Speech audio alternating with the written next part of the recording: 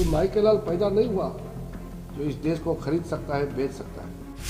इस देश का मूल्य, इसका कीमत कोई लगा नहीं सकता है। तो आराम से राहुल गांधी बोल दिया कि भारत को बेच दिया और कोई भारत को खरीद लिया। राहुल गांधी जी ने बजट पे भाषण देते समय बिना तर्क, बिना कोई सबूत और बिना नोटिस दिए वो इल्ज़ाम लगा रहे हैं। जब आप किसी के ऊपर आरोप लगाते हैं, वो भी बहुत सीरियस किस्म का आरोप लगाते हैं, तो उसके लिए आप पहले नोटिस मोशन देना होता है, और नहीं तो आपका जो एलिगेशन है, आपका जो आरोप है, उस पे जो कागज है या जो मटेरियल है उसमें ऑथेंटिकेशन करके आप प्रस्तावित करना होता है। बिना एलिगेशन को आप सब ये बिना ऑथेंटिकेशन के आप एलिगेशन देंगे तो कोई मतलब नहीं है।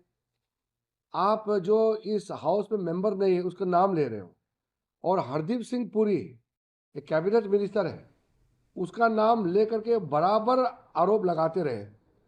चेयर से टोकने के बाद वो पहले बोलते हैं सॉरी, फिर नाम लेते हैं।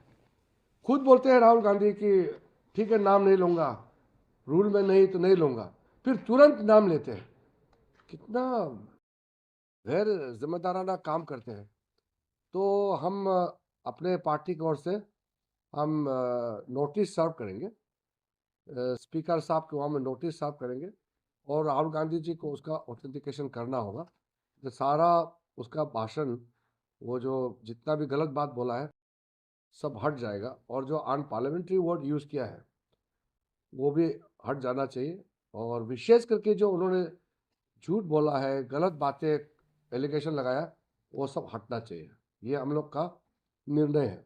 और वैसे तो राहुल गांधी जी का एक आदत जो बहुत खराब ये है, झूठ बात, गलत बात बोलने के बाद तुरंत हाउस छोड़ के भाग जाते हैं।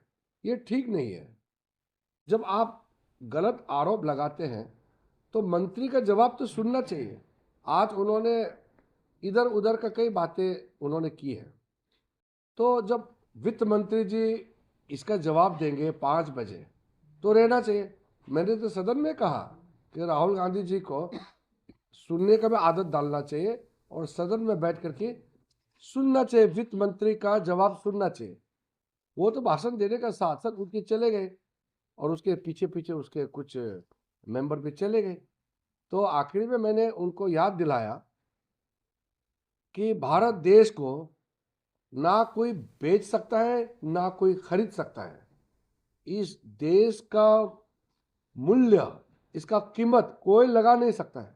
वो आराम से राहुल गांधी बोल दिया कि भारत को बेच दिया और कोई भारत को खरीद लिया।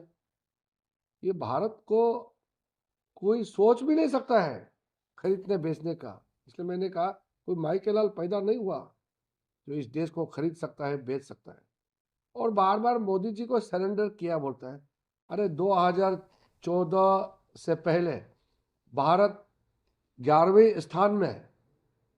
लोगों के सामने में जाके हाथ फैलाते थे और लोग कहते थे कि भारत तो फ्रेजाइल 5 है, इकोनॉमी बहुत कमज़ोर है, टूटने वाले हैं, भारत को कोई सीरियसली नहीं लेते हैं। अब हम टॉप 4 में आ गए हैं, टॉप 3 में होने वाले हैं।